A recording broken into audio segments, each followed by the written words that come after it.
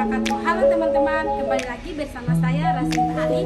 Jadi di video kali ini saya akan menjelaskan terkait pembelajaran menyimak. Untuk mengetahui lebih lanjut, silakan disimak videonya ya.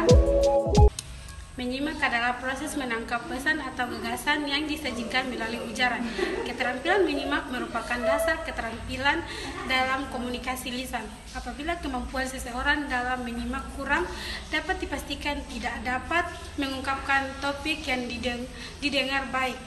Pembelajaran menyimak adalah proses menyebabkan siswa melakukan rangkaian kegiatan mendengar, ujaran atau pembicaraan, memahami, menginterpretasi, mengevaluasi, dan menanggapi gagasan atau pendapat yang dinyatakan oleh ujaran atau pembicara itu.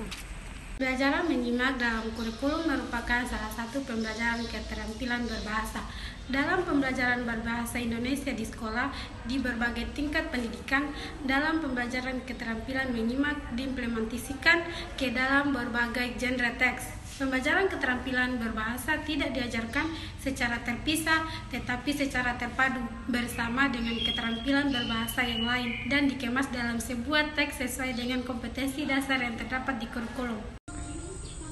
Media pembelajaran menyimak terdiri dari dua, diantaranya meliputi media audio dan media audiovisual. Media audio yang berarti seorang guru harus menyiapkan sebuah wacana yang nantinya diperdengarkan kepada siswa ketika pembelajaran berlangsung. Sedangkan media audiovisual yang berarti guru menyiapkan sebuah wacana yang disuarakan sekaligus dengan menampilkan gambar untuk menjelaskan materi. Nah, dari kedua materi pembelajaran menyimak tersebut dapat digunakan seorang guru dalam menerapkan materi sehingga membantu pembelajaran berjalan dengan baik. Keterampilan menyimak bersifat reseptif, yang artinya menyimak merupakan kegiatan memperoleh informasi. Strategi pembelajaran menyimak. Dalam pembelajaran keterampilan menyimak, perlu diperhatikan beberapa hal sebagai berikut. Yang pertama, perencanaan. Dalam taraf perencanaan terdapat beberapa hal yang perlu diperhatikan oleh seorang guru, yaitu sebagai berikut. Poin pertama yaitu pemetaan atau kompetensi dasar, indikator, dan tujuan. Poin kedua, persiapan perangkat yang pembelajaran yang diperlukan. Yang kedua, implementasi. Yang perlu dilakukan dalam hal implementasi adalah memasukkan unsur strategi pembelajaran menyimak yang salah satunya adalah strategi metakognitif yang dapat dibagi dalam 3 tahap, yaitu sebagai berikut. Tahap pertama yaitu tahap pra-menyimak. Pada tahap ini intinya adalah mempersiapkan kondisi siswa untuk melakukan kegiatan menyimak. Sebagai contoh adalah memberitahu materi apa yang akan disimak. Yang kedua, tahap kedua, menyimak. Pada tahap menyimak adalah berlangsungnya kegiatan menyimak yang dapat berupa menyimak video teks, deskripsi, eksplanasi, atau teks yang lain.